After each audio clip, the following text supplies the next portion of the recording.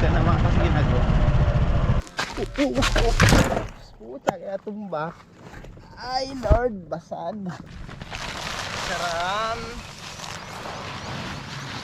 Ang mga materials in order ko mga kasinag, 20 peraso na di 12, 15 perasong di 10 at 15 perasong di 8, 8 plywood at 6 na steel matting, 40 simento. Naghahalaga po ito na 30,000 higit.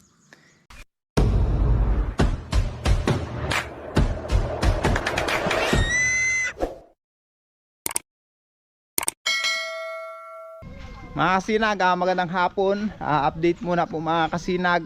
Kahapon pala mga kasinag, dumating na po yung materialis nating in order.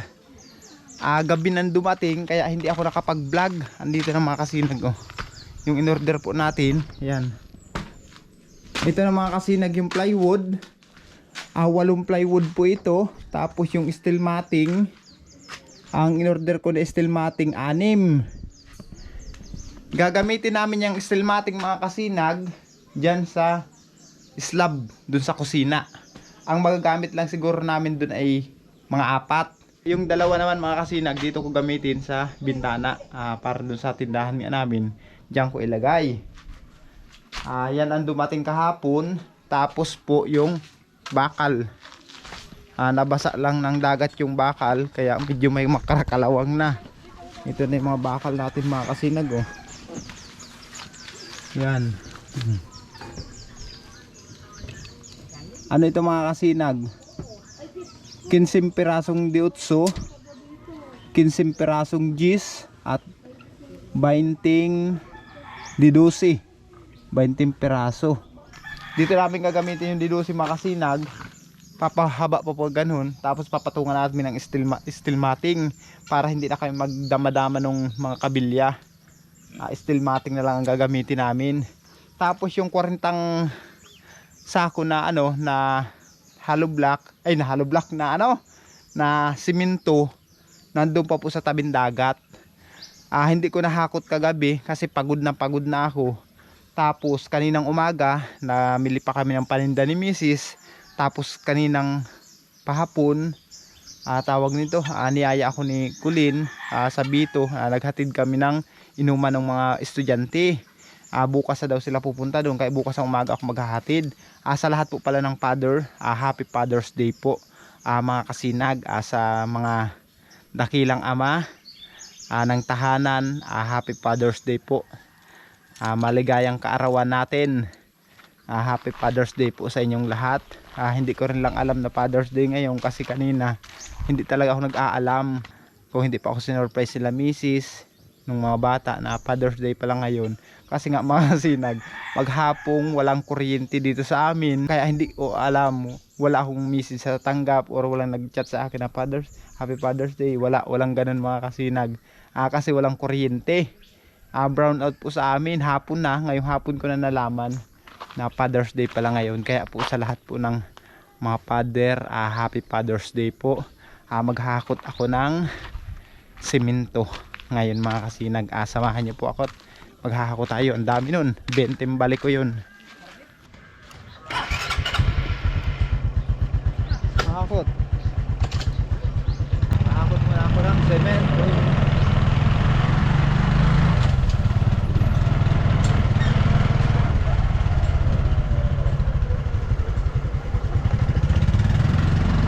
Sasakay ko lang sa motor mga kasinag, padalwa-dalawang sako. Kasi kung bubuhatin ko yun, 40 balik ko yun. Sigurado lawit ang dila natin pagka ganun. Kaya may motor naman, dito sa motor kaya naman ito ang padalwa-dalwa. Diba?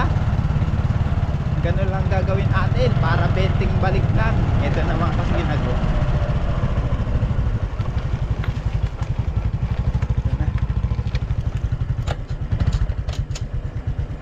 Dito na yung ating simentong order.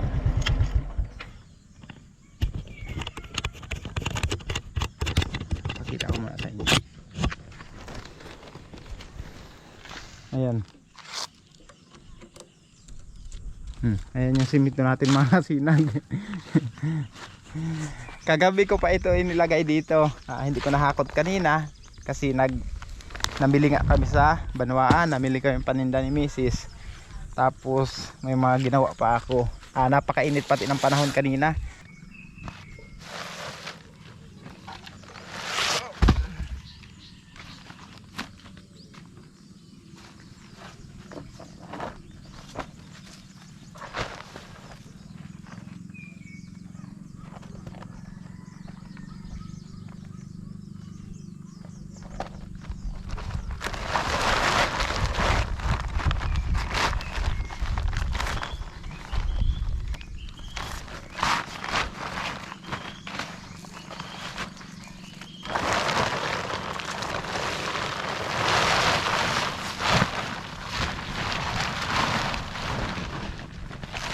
Charan.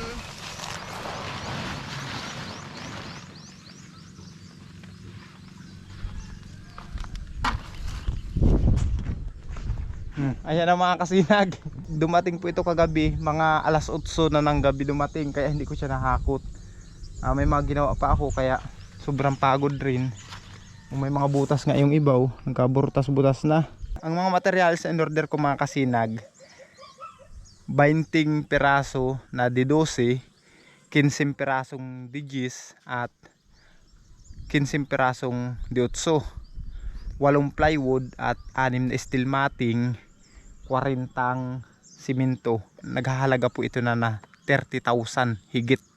Sa lahat po ng nagpadala sa akin, tulong po sa aming pinapagawang bahay. Ito na po mga kasinag, in-order ko na po ng ng mga materialis na isang orderan.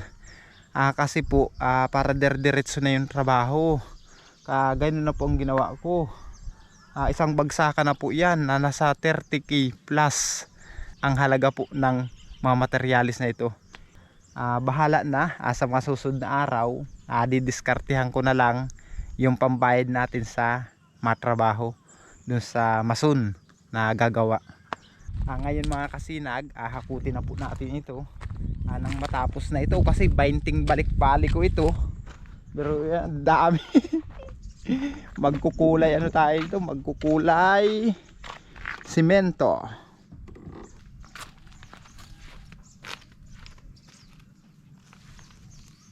Oh my god.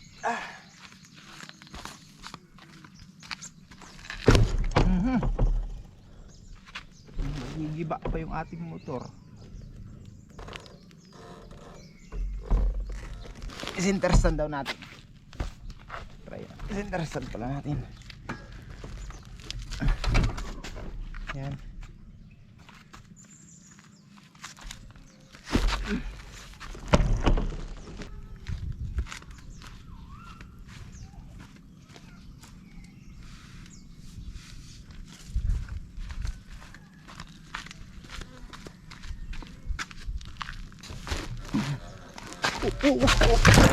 Puta kaya tumba.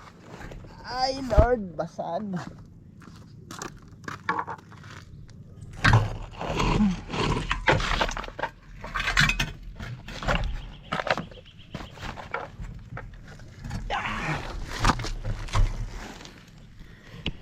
Natumba yung ating motor.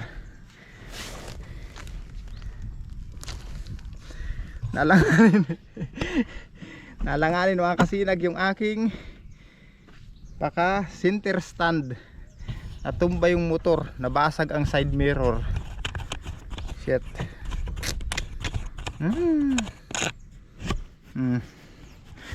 Basag.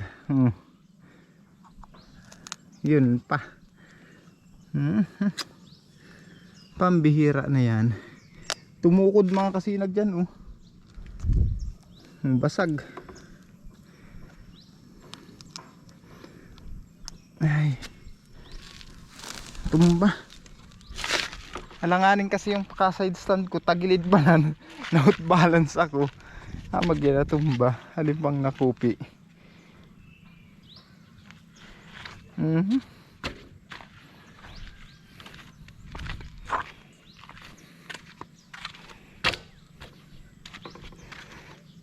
Alanganin. Naayos ko kasi mga kasi nagawa ng yung ano, yung simento butas. Pinayos ko. Eh kaso natumba naman yung ating motor, nabasag yung side mirror oh.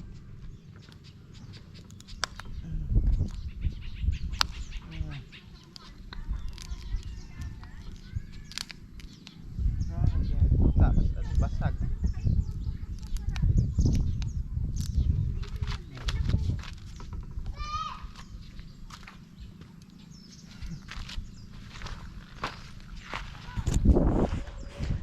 Order ng panibago. Oh. Kilo. Basag na kilo pa oh. Wala na. Pambihira na yaal. Duman ka tito mo, igman tinapay. Nabasag pa yung ating side mirror nang hindi inaasahan.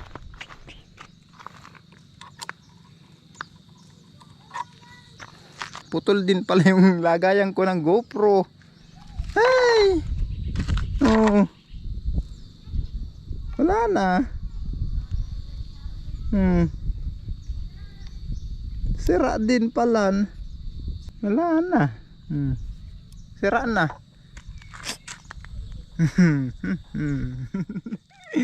Wala na tayong lagay ng camera. Hindi pa nga nakakapaghakot. Anong nangyaring ito? Update ko lang kayo may makasinag. Hakutin ko lang hakutin to ha. Makasinag, good evening. Gabi na tayo nakatapos paghakot ng simento. Kung mapapansin nyo mga kasinag, puro simento pa tayo. Nagpaparapahinga lang ako mga kasinag at huhugasan natin si Mutmut kasi yung motor natin naligo na rin ng simento. Pati ako, pares kami maligo ni Mutmut ngayon. Kasi titigas yung simento na yun doon sa motor. Kailangan linisin natin mga kasinag. Ang nangyari pa nito, nabasag pa yung side mirror natin. Kanina mga kasinag, surprise nila ako kasi hindi ko talaga alam na Father's Day ngayon. Hindi naman ako nag-open ng Facebook kanina kasi brownout nga dito sa amin. Ang sabi lang ng panganay kong anak kanina, tanghalian namin, sabi ng anak kong panganay na ihatid ko daw siya sa Barangay Bito, gawa na may kukunin daw siyang project. Kasi yung project daw niya 30% daw yun. Ay ako naman ay nag-alala kaya sinamahan ko mga kasinag. Hindi ko alam na ang kukunin pala yan oh. Cake, yan oh.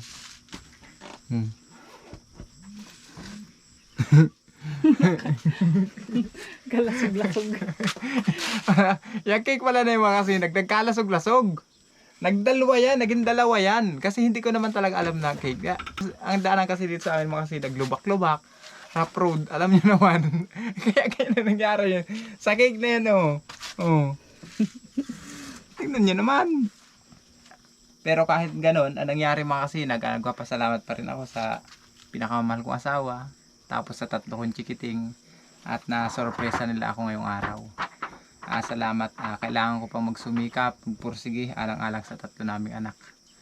Para sa kanilang kinabukasan. Sa lahat po pala na nag-sponsor para sa aming bahay, maraming salamat po mga kasinag. Tatanawin ko po ito, napakalaking utang na loob sa inyo. Bago natin lantakan ito mga kasinag, Happy Father's Day po sa lahat ng ama ng tahanan. Maligayang kaarawan po sa ating lahat. At salamat po sa inyong suporta na ipinagkakaloob sa amin sa ating YouTube channel na hindi kayo nagsasawa na tangkilikin. Salamat po ng marami. Lalantakan na natin itong kainin. Tirahin natin yan. May mangga. Mangga ba yan? Kala ko patatas yan. Siluasta. Ang tingin ko dyan, patatas. Tingnan nyo naman itsura mga kasinag. Tama kayo ng design Oh. ko yan. May heart pa yan o kabak lang yung... Ano yan yung tangkay. Ay, tangkay ba yan? Ang ganun Ibig yan. sabihin yan parang kapihan. Kala. Si Papa, nagbilis-bilis mag-pander kang motor. Ayun.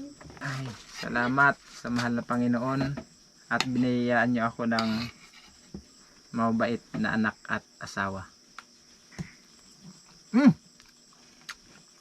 Sarap. Mangga nga, mangga. Salamat din sa inyo mga kasinag.